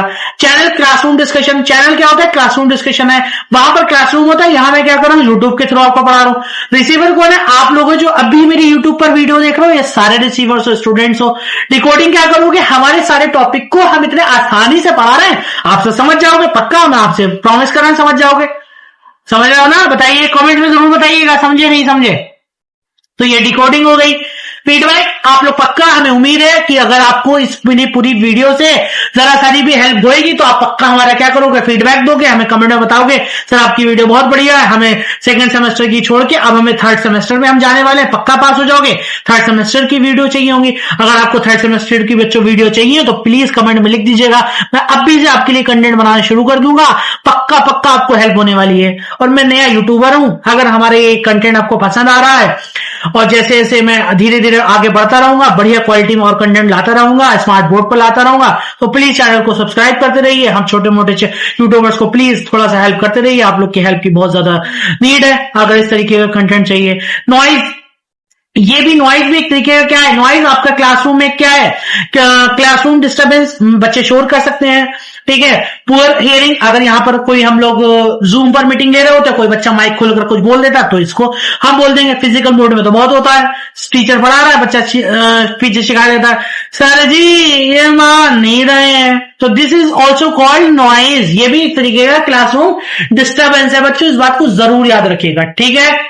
चलिए इन समरी बात करें, समरी में देख लें इसको। Communication is a continuous process in which a sender sends a message through a channel to a receiver. इसका मतलब होता है एक कम्युनिकेशन जो होती है वो एक तरीके का कंटिन्यूअस प्रोसेस होता है जिसमें एक सेंडर जो है अपने मैसेज को एक रिसीवर के पास भेजता है एक चैनल के through, who interrupts it and provide feedback, जो उसको देखता है, देखने का फीडबैक देखता है। वाइल नॉइज में अफेक्ट अंडरस्टैंडिंग, अगर शोर होगा, डिस्टर्बेंस होगा तो जाहिर सी बात है सारे बच्चे उस बात को समझ नहीं पाएंगे। टाइप्स ऑफ कम्युनिकेशन, बच्चों इस टेबल को देख लो, सारे कम्युनिकेशन समझ जाओगे। सबसे पहले होता है वर्बल, इसमें वर्ड्स यूज करे जाते हैं जैसे स्पीच, मीटिंग्स, लेटर्स। सेकंड है बच्चों हमारा नॉन वर्बल, जिसमें uses gesture, expression, body language और आई कंट्रोल्स, आई कांटेक्ट होता है इसमें, ये बात जरूर याद कर लेना, ठीक है। उसके बाद क्या होता है, visual uses, images, graphic, chart, poster और वीडियोस, ये है, ये सारा विजुअल, जैसे आप लोग वीडियो देख रहे हो, एक तरीके का कम्युनिकेशन का है, वीडियो कम्युनिकेशन है, विजुअल कम्युनिकेशन है। उसके बाद बच्चों हमारे पास क्या आता है, फॉर्मल में ऑफिशियल कम्युनिकेशन होता है, रिपोर्ट्स और मेमोज लिखना होते हैं। इनफॉर्मल में क्या आता है हमारे पास, इनफॉर्मल में अनऑफिशियल कम्युनिकेशन, कैजुअल कम्युनिकेशन आता है, जैसे आप अपने घर वालों से कोई बात करो, वो आपकी कार में आ जाएगी, वो आपकी आ जाएगी, एक तरीके से इनफॉर्मल कम्युनिकेशन में आ जाएगी। घर वालों से बात करो, पापा से बात करो, मम्मी ने डांट दिया, आप मम्मी की शिकायत पापा से कह दी, पापा ने डांटा, पापा की शिकायत मम्मी से कह दी, तो this is called informal communication. अगर इन शॉर्ट समझने की कोशिश करो, in short the main types of communication are verbal and non verbal. Main type का जो है वो कौन सा है, वर्बल और non verbal. Visual, formal, informal ये बहुत अलग है। फॉर्मल एंड इनफॉर्मल कम्युनिकेशन ये सारे होते हैं, ठीक है। बैरियर्स ऑफ कम्युनिकेशन क्या होता है, वेरी इंपॉर्टेंट है। बैरियर कम्युनिकेशन मैंने ऊपर भी बताया, आर ऑब्स्टेकल्स, एक तरीके से बाधाएं होती हैं, that prevents a message from being send, receive, understand effectively. भेजना और समझना अगर हो रहा है, उसके बीच में कोई रुकावटें आ रही हैं, जिसको हम नॉइज, सबसे इंपॉर्टेंट होता है नॉइज, डिस्टर्बेंस, वो एक तरीके से बैरियर होता है। और भी बहुत बैरियर्स होते हैं, मैंने ऊपर पढ़े थे। सबसे पहले बच्चों हो जाता है फिजिकल बैरियर। क्या होता है फिजिकल बैरियर का मतलब होता है obstacles caused by environment and surrounding, जो आपके एनवायरनमेंट और सराउंडिंग से डिस्टर्बेंस होती है। जैसे बच्चा बोल दिया, मैंने अभी बताया, कोई टीचर पढ़ा रहा है, एक आप हो, आप बहुत सुकून से पढ़ रहे हो, इतने में किसी बच्चे ने क्लास में क्या कर दिया, कह दिया सर जी ने नोच लिया, रोने लगा। This is called physical barrier, ठीक है। एग्जांपल समझ लेते हैं, नॉइज एंड डिस्ट्रैक्शन। आ गया, किसी शोर करा, डिस्ट्रैक्शन हो गया। सर जी पढ़ा रहे हैं, सर जी का फोन मिल गया, हेलो मोटो, आ गया समझ में, हाँ ठीक है। दूसरा क्या है, वो भी नॉइज हो गया। अब सेकंड पे है जो पुअर टेलीफोन और नेटवर्क कनेक्शन। जैसे आप हमारी वीडियो देख रहे हो, आपके यहाँ का नेट स्लो है, क्योंकि आजकल तो 5G वैसे स्लो चल रहा है, जियो वालों ने भैया वैसे परेशान कर रखा है। अब स्लो चल रहा है, जब स्लो चल रहा है, बार बार आपकी जो वीडियो है वो क्या कर रही है, रुक रही है, गोल गोल चक्का क्या हो रहा है, घूम रहा है, तुम्हारी मूड क्या हटेगी, तुम्हारा जो एक तरीके से कंसंट्रेशन है वो क्या होगा, ब्रेक होगा, तुम्हारा एक तरीके से दिमाग क्या होगा, खराब होगा। तो ये भी एक तरीके का ऑब्स्टेकल है बच्चों। Long distance between sender receiver, हो सकता है कि भेजने वाला और रिसीव करने वाला क्या हो, दूर दूर हो, तो वो भी एक तरीके से क्या है, लॉन्ग डिस्टेंस की वजह से हो सकता है। फॉल्टी इक्विपमेंट, कोई गलत इक्विपमेंट से क्या होती है इंफॉर्मेशन जाए, वो भी गलत है। उसके बाद आता बच्चों language barriers, problem arising from the use of language. अब जैसे टीचर है, आप हैं, हम आपको पढ़ा रहे हैं, अभी आपको यही स्पेनिश टीचर पढ़ाने लगे, आपके समझ में नहीं आएगा, आपके समझ में नहीं आएगा, क्यों? क्योंकि उसकी लैंग्वेज बैरियर है। आगे समझिए, आपको लैंग्वेज ही नहीं समझ आएगी, आएगी तो बहुत मुश्किल में आएगी, वो भी नहीं समझ आएगी कुछ ना कुछ, और आपको 100% समझने की नीड है। तो आपको ये लैंग्वेज जो हम पढ़ा रहे हैं यही चाहिए है, और अगर आपको यही चाहिए तो भैया अभी के अभी सब्सक्राइब कर लो। आ गया समझ में? चलिए एग्जांपल्स देख लेते हैं। डिफरेंट लैंग्वेजेस, जैसे आप यूपी में हम लोग, हिंदी चल रही है हमारे यहाँ, ठीक है, मिक्स चल रही, हिंदी उर्दू सभी चलती है, इंग्लिश, और यही अभी आपको कोई बंगाली आ जाए, कोई केरलाइट्स आ जाए, वो बोलेगा तो आपको वो नहीं समझ आएगी। कॉम्प्लेक्स और टेक्निकल जार्गन, आपको कोई कॉम्प्लेक्सिटी, कोई टेक्निकल ग्लिच आ जाए, आपका यूट्यूब बंद हो जाए, आपके पल्ले नहीं पड़ेगा, समझ नहीं आएगा लैंग्वेज उसमें क्या लिख के आ रहा है, ठीक है। उसके बाद एम्बिगियस वर्ड्स, कोई भी खराब वर्ड्स आ जाएं, गलत वर्ड्स आ जाएं, बहुत ऊपर के वर्ड्स आ जाएं, आपके समझ ना आए। पूर्ण वोकैबुलरी, कोई इंसान बहुत बेकार वोकैबुलरी यूज करेगा तो भी वो एक तरीके का बैरियर है।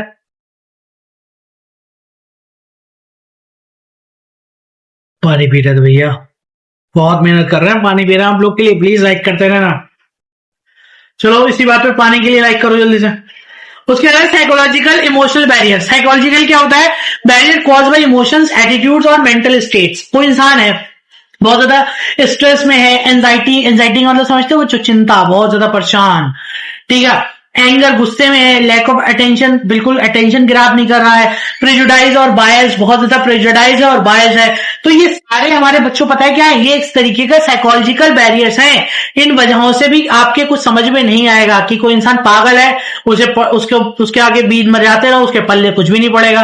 कोई गुस्से में है, उसे कितना कंट्रोल करने की कोशिश कर लो तब भी उसके कुछ पल्ले नहीं पड़ेगा। आप कोई इंसान है, उसका दिल, उसे कोई बच्चा है, हम उसे मार तोड़ के आप बैठा लाए, उसका वो बाहर खेल लिया था, क्रिकेट खेल लिया था, आप उसे पढ़ा रहे, उसका दिमाग नहीं लगेगा, उसका दिमाग कोई बाहर है। आगे ना, या किसी के साथ कोई बायसनेस हो रही है, कोई भेदभाव करा जा रहा है किसी भी तरीके, कास्ट का हो सकता है, रिलीजन का हो सकता है, ठीक है, तो वो भी उस वजह से भी कहीं ना कहीं प्रॉब्लम हो जाती है। उसके बाद आता है कल्चरल बैरियर्स बच्चों, difference in culture, belief, values and customs. जैसे आप अपने कहा है, यूपी के लोग हैं हम लोग, ठीक है, शाहजहांपुर में, शाहजहांपुर है हमारा, वैसे ही यूपी में बहुत सारी जगहें हैं, अलग अलग रीजन है, ठीक है, तो अलग अलग रीजन में कल्चर भी अलग अलग फॉलो होता है, लैंग्वेज भी अलग अलग फॉलो होती है, तो वो सारी चीजें अगर होती तो भी आपको समझ में नहीं आएगा। Different social norms, religious differences होते हैं, मिस इंटरप्रिटेशन ऑफ गेस्चर्स होता है, ये सारी चीजें होती हैं।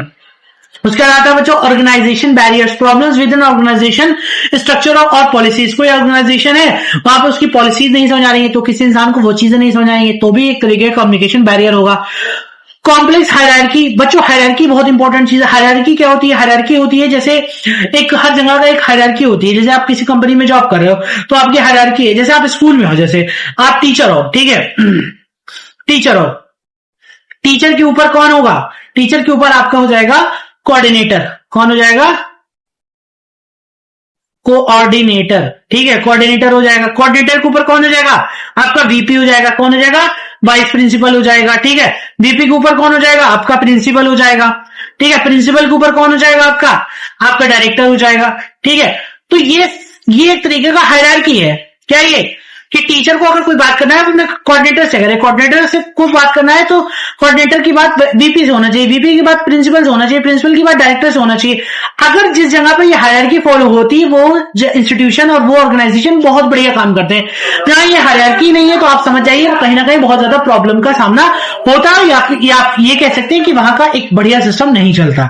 लैक ऑफ कम्युनिकेशन चैनल्स, आपको पता ही नहीं है कि आपको बात करनी है किससे है। अगर हायरार्की बढ़िया तो आपको पता है कि भैया इन्हीं से बात करना है, उनके बाद आप नहीं जा सकते। अनक्लियर रिस्पॉन्सिबिलिटीज, वहां पता ही नहीं है कि कोऑर्डिनेटर कौन है, वाइस प्रिंसिपल कौन है, कौन नहीं है, तो ये एक तरीके का अनक्लियर रिस्पॉन्सिबिलिटीज है। इनफॉर्मल ओवरलोड, एक तरीके का इनफॉर्मल ओवरलोड कि आप काम करने गए हो एक अपना टीचिंग का और वहां पर आपको क्या दे दिया गया? दुनिया भर के ओवरलोड दे दिए गए, दूसरे काम दे दिए गए कि आप ये करो, आप वो करो, ये सारी चीजें आगे समझे, तो ये सब होता है। उसके अलावा साइकोलॉजिकल बैरियर, सॉरी फिलोसफिकल होगा, हाँ फिलोसफिकल है, सॉरी।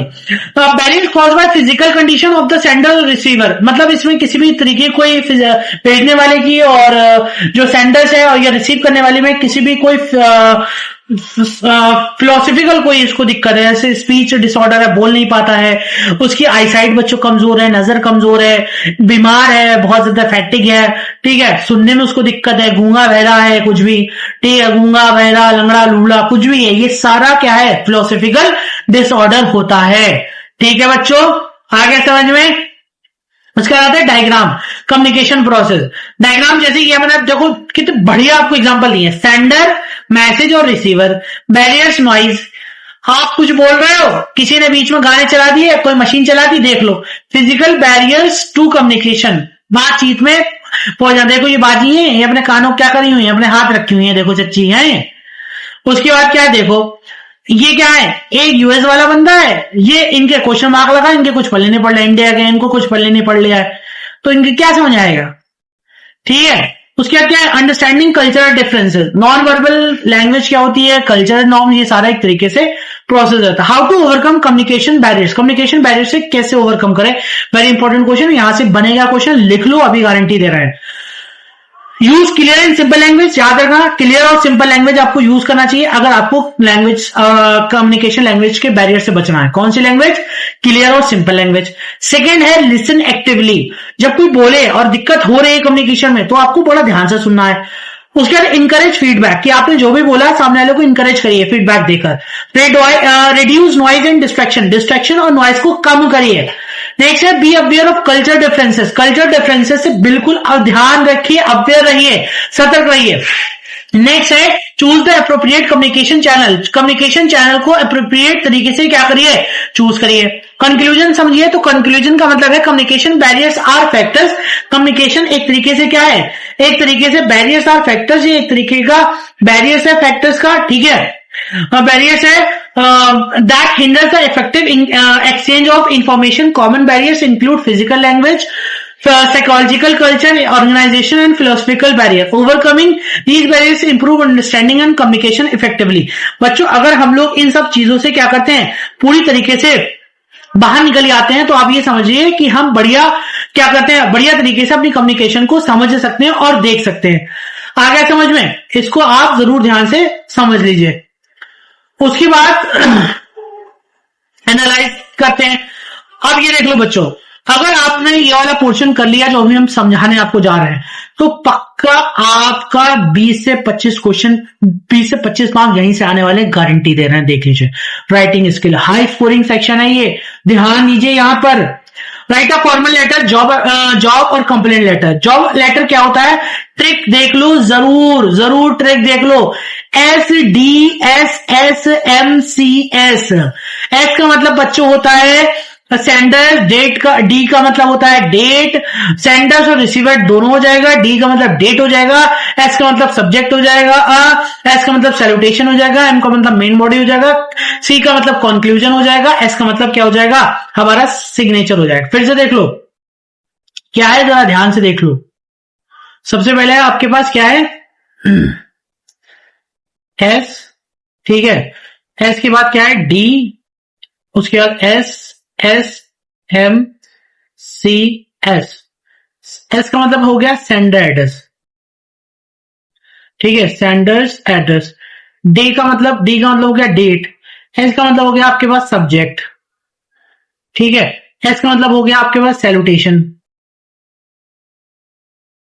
एम का मतलब हो गया आपके पास मेन बॉडी, ठीक है, सी का मतलब हो गया कंक्लूजन, उसके बाद एस का मतलब आपका हो गया सिग्नेचर।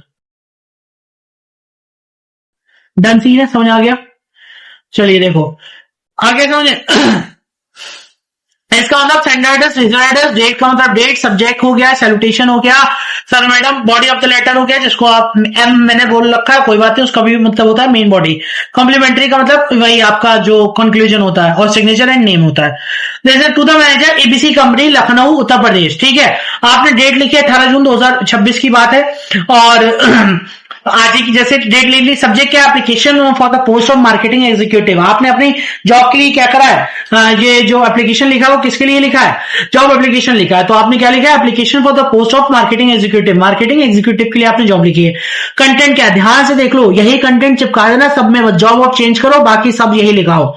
जॉब वाले में जितने भी हैं, ये ब्रह्मास्त्र लाए हैं तुम्हारे लिए, सब यही चिपका दो कंटेंट लगभग। बस जो जो चीजें बदली है बस वो बदल दो, क्वेश्चन में जो बदला हुआ हो वो बदल दो, बाकी सब कुछ लिख दो। 100% नंबर मिलेंगे, 5 का है तो 5 ही मिलेंगे, याद रखना तुम। क्या, I am writing to apply for the position of marketing executive, जैसे तुमसे मार्केटिंग एग्जीक्यूटिव नहीं बोला, असिस्टेंट मैनेजर को बोला, असिस्टेंट मैनेजर लिख दो, हो गई काम खत्म। एडवर्टाइज इन योर कंपनी, आपकी कंपनी में मार्केटिंग एग्जीक्यूटिव की जॉब थी तो मैं उसी के लिए अप्लाई कर रहा हूं। I have completed my bachelor degree in commerce, मैंने अपनी बीकॉम किया है, and process communication and computer skill, और मेरा प्रोसेस है कम्युनिकेशन स्किल्स और साथ में कंप्यूटर स्किल्स मेरी क्या है, चल रही हैं। I am hard working, sincere and enthusiastic individual who is eager to contribute to your organisation. मैं बहुत ज्यादा मेहनती, बहुत समझदार, ध्यान रखने वाला, बहुत ज्यादा पैशनेट इंसान हूं, जो हमेशा तैयार, मैं तैयार हूं आपकी कंपनी के साथ जुड़ने के लिए। मुझे बिलीव है, मैं भरोसा रखता हूं, माई qualification and dedication make me a suitable candidate for this position, और हमें उम्मीद है कि मेरी जो क्वालिफिकेशन और मेरा जो डेडिकेशन वो आपकी इस पोजीशन के लिए एक बढ़िया कैंडिडेट के रूप में मेरे लिए सुटेबल करेगा। I have attach my resume for your consideration, मैं आपके ध्यान के लिए अपने रेज्यूमे आपके साथ अटैच कर रहा हूं। I would be grateful for an opportunity, मैं बड़ा शुक्रगुजार होऊंगा कि आप मुझे ये अपॉर्चुनिटी दोगे टू अटेंड एन इंटरव्यू, एक इंटरव्यू को अटेंड करने के लिए, and discuss my suitability for the role, और मैं अपने रोल के लिए अपनी सुटेबिलिटी को एक तरीके से डिस्कस करूंगा। Thank you for your time and consideration, आपका बहुत शुक्रिया कि आपने हमारे समय को और कंसिडरेशन को समझा। योर्स फेथफुली राहुल शर्मा, आपका बड़ा धन्यवाद कि आपने ऐसा करा। ठीक है, ये तो हो गया जॉब एप्लीकेशन। अब आप जाता है आपसे कंप्लेंट लेटर। बच्चों कंप्लेंट लेटर भी यही है कि कुछ भी आए यही लिख देना, बस टॉपिक चेंज करना, सब्जेक्ट चेंज करना। जैसे to the customer service manager XYZ electronic stores Lucknow Uttar Pradesh, date क्या है, 18 तारीख है, बिल्कुल लेटेस्ट लाए आपके लिए, बिल्कुल latest. Subject complaint regarding defective mobile phone. आपने कहीं company XYZ computer electronic store से अपने मोबाइल खरीदा और अपने मोबाइल में कुछ डिफेक्ट निकला, डिफेक्टिव मोबाइल निकला, तो आपने उसी डिफेक्टिव मोबाइल के लिए क्या करी, कंप्लेंट डाली। क्या कहा आपने, respected sir madam, I purchase a mobile phone from your store, मैंने आपके मोबाइल फोन से आपके स्टोर से मोबाइल फोन खरीदा है 10 जून को 2026 को। Unfortunately the device has been experiencing frequent battery drainage and automatic shutdown issues since the day of purchase. लेकिन दुर्भाग्य से जब से मैंने ये आपका मोबाइल खरीदा है तब से ये बैटरी पूरी तरीके से एकदम से गायब हो जाती है और बार बार ये क्या हो जाता है, बंद हो जाता है। तो ये तब से हो रहा है जब से मैंने मोबाइल खरीदा है। As the product is still under warranty, और आप जानते हैं कि हमारा जो प्रोडक्ट है अभी अंडर वारंटी है। I request you to inspect the device and provide a replacement of or repair at the earliest. मैं आपसे विनती करता हूं कि हमारे डिवाइस को जल्दी से देख लीजिए और देखने के बाद इसका या तो रिप्लेसमेंट दे दीजिए या इसकी रिपेयर करके जल्द से जल्द मुझे दे दीजिए। I have include a copy of the purchase bill for reference, और मैंने आपके जो परचेज बिल है, आपकी दुकान का जो बिल है, मैंने वो भी इसमें क्या कर दिया, लगा दिया गया रेफरेंस के लिए, ध्यान देने के लिए। I hope you will take prompt action to resolve this issue. मैं उम्मीद करता हूं कि आप जल्द से जल्द इस पे क्या करोगे, एक्शन लोगे इसको, इस इशू को सॉल्व करने के लिए। Thank you, your faithfully Rahul Sharma address जी। ठीक है, ईमेल पूछा जाएगा, ये वो नहीं है बातें कर रही है, वो है जो पेपर में रखे हुए हैं, पेपर लीक कर रहे हैं, अभी बता रहे हैं हम आपको। फॉर्मेट ट्रिक, तो इसमें क्या होता है, ईमेल कैसे लिखी जाती है, टू रिसिपिएंट ईमेल एड्रेस देखना पड़ता है। Subject purpose of the email, email का पर्पस क्या है। Salutation, dear sir madam, dear sir, ये कुछ भी आप लिख सकते हो। बॉडी, मेन मैसेज कि आप ईमेल में लिखना क्या चाहते हो, आप ईमेल क्यों लिख रहे हो। ठीक है, आप अपनी जॉब को चेंज कराना चाहते हो, जॉब छोड़ना चाहते हो, जो भी है आप। ठीक है, क्लोजिंग योर सिंसियरली रिगार्ड्स से करते हैं, सिग्नेचर करना पड़ते हैं। Email, dear sir and madam, I hope you are doing well, मुझे उम्मीद करता हूं कि आप बढ़िया होगे। I am writing to request leave for 2 days, मैं आपसे ये विनती करता हूं कि मैं आप 2 दिन की छुट्टी के लिए आपको ये लेटर मेल लिख रहा हूं फॉर 20 जून टू 26 टू 21, मतलब 20 और 21 जून के लिए 2026 के लिए। Due to family function and require my presence, क्योंकि मेरे घर पे एक थोड़ा सा छोटा सा फैमिली फंक्शन है और वहां पर मेरी उपस्थिति जरूरी है। आई अश्योर यू, मैं आपको अश्योर कर रहा हूं that I will complete all pending work before my leave and makeup for my missed responsibilities upon my return. कि मैं जब नहीं हूंगा और उससे पहले, आने से पहले, या मैं अपना सारा जितना भी पेंडिंग वर्क है, मैं सारा पेंडिंग वर्क छुट्टी का भी और वैसे भी सारा क्या करूंगा, टाइम पर आकर कर लूंगा। आप उसकी टेंशन मत लीजिए। I kindly request to approve my leave application. मैं आपसे विनती करता हूं कृपया करके हमारी एप्लीकेशन को आप अप्रूव कर दिए। Thank you for your consideration. आपकी इस कंसिडरेशन का मैं तहे दिल से शुक्रिया अदा करता हूं। ठीक है, right a report on an event. बच्चों रिपोर्ट जरूर आएगी, पक्का आएगी ये, कल रिपोर्ट भी आएगी, परसों आपके पेपर में, मींस कल। टाइटल क्या है, हेडिंग क्या है? सबसे पहले टाइटल लिखो या हेडिंग लिखो। डेट और वेन्यू जरूर लिखना चाहिए, इसमें जरूर होना चाहिए कि डेट कब है, वेन्यू कब है। ठीक है, इंट्रोडक्शन, व्हाट, व्हेन और वेयर, ये तीन तिगड़िया 3W। ये जो 3W है आपका, क्या है बच्चों? 3W। क्या? ये जो 3W है बहुत इंपॉर्टेंट है कि इवेंट किसके बारे में है, क्या, कब है, कहां है, बहुत इंपॉर्टेंट है, याद रख लेना। उसके बाद है maintain details of the event. Event की डिटेल जरूर होना चाहिए, कंक्लूजन, आउटकम जरूर होना चाहिए।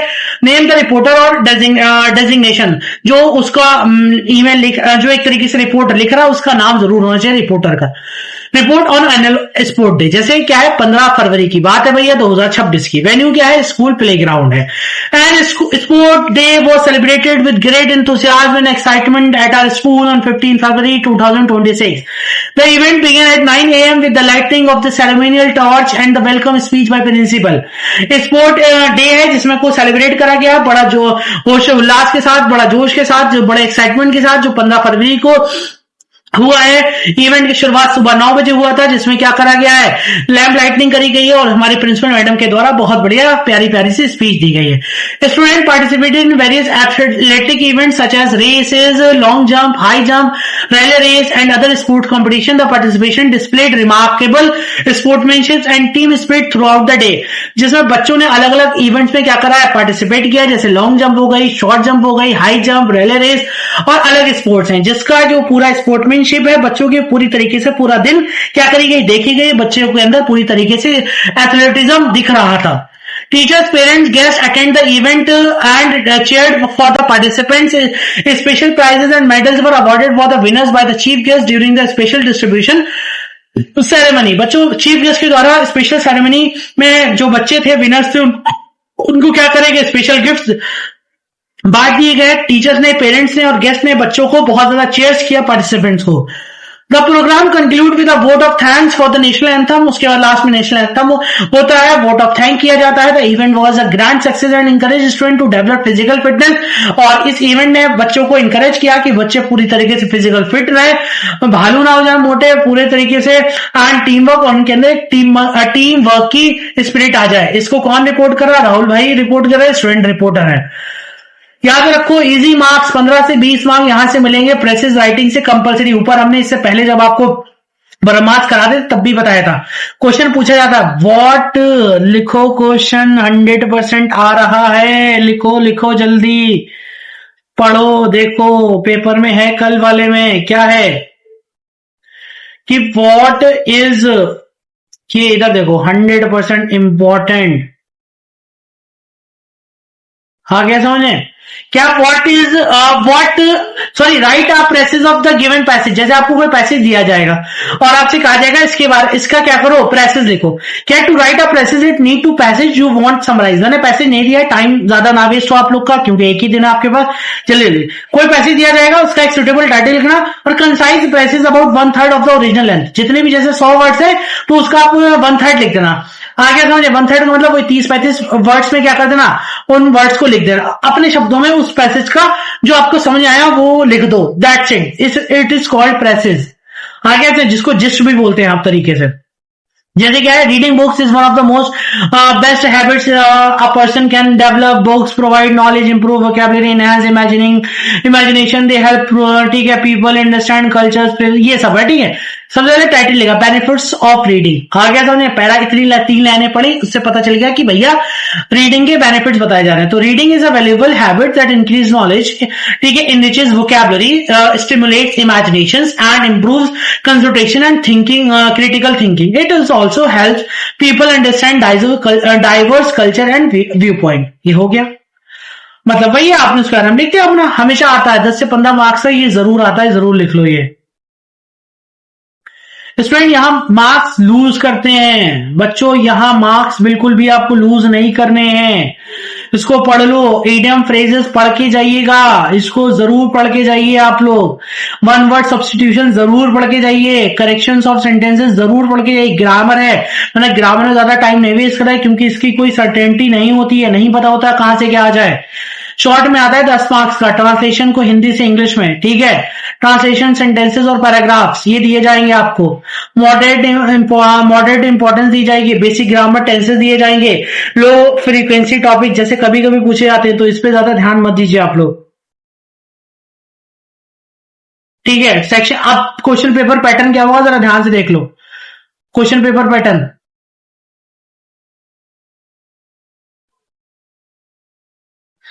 सबसे पहले आपके सेक्शन में शॉर्ट आंसर होंगे, जिसमें ईडियम, ग्रामर और डेफिनेशन पूछे जाएंगे, कुछ भी पूछा जा सकता है, 5 से 10 मार्क्स का होगा। सेक्शन बी में मीडियम होगा, कम्युनिकेशन के टाइप्स पूछे जाएंगे, बैरियर्स पूछे जाएंगे, शॉर्ट नोट्स पूछे जाएंगे, ये जरूर याद रखिएगा।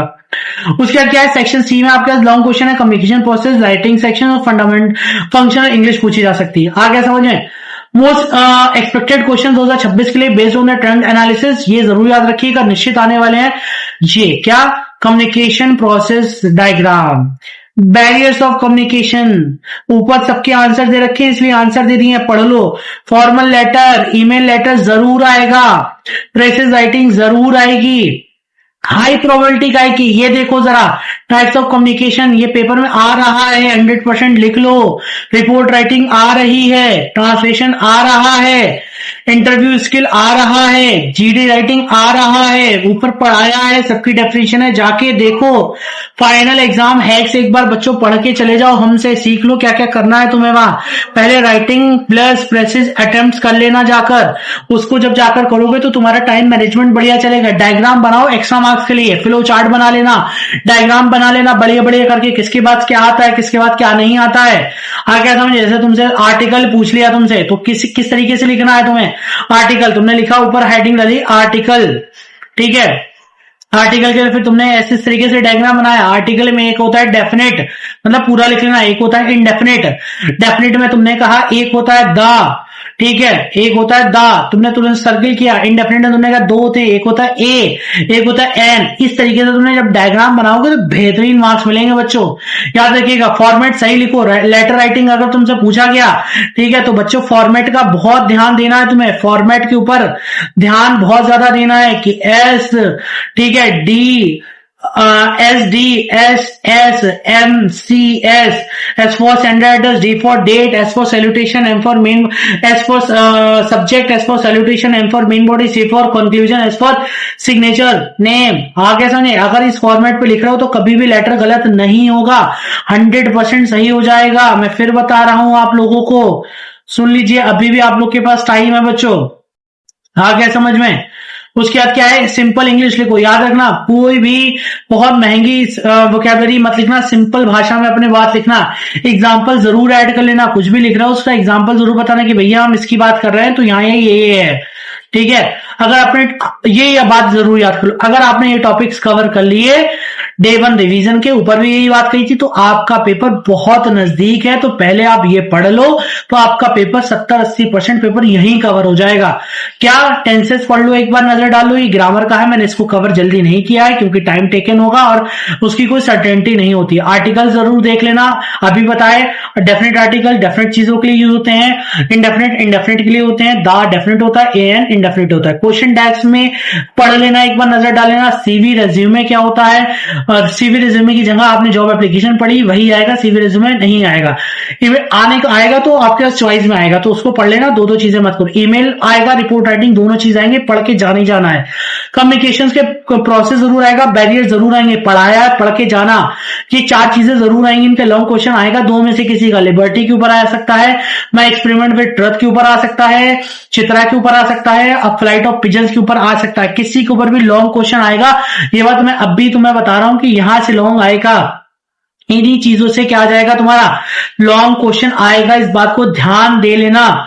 ठीक है, तो आपका 70-80% पेपर यहीं कवर हो जाएगा।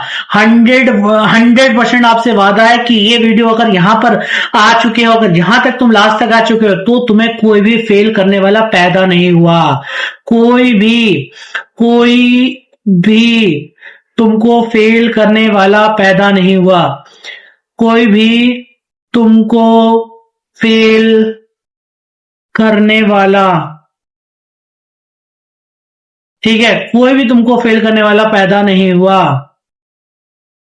पैदा नहीं हुआ। जाओ, गारंटी दे रहे हैं। तो बच्चों, यहां तक आए हो, वीडियो पसंद आई हो और जरा सारी वीडियो ने तुम्हारी हेल्प करी हो, तो वीडियो लाइक कर देना। अगर तुम्हें हेल्प ना हो, पेपर खराब हो, तो तुम कल आके से मेरे अनलाइक कर देना वीडियो। तुम मेरे चैनल को सब्सक्राइब करो। MA third semester, fourth semester सबकी वीडियो तुम्हें मिलने वाली है इसी पर।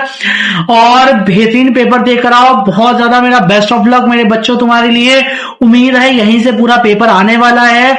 और बाकी किसी भी तरीके की कोई हेल्प हो, 19 तारीख 12, 1, 2 बजे तक, और 20 तारीख को भी मैं अवेलेबल रहूंगा। तुम्हारा 3 बजे से पेपर है, मैं तुम्हारे लिए 12, 1 बजे तक बिल्कुल अवेलेबल हूं।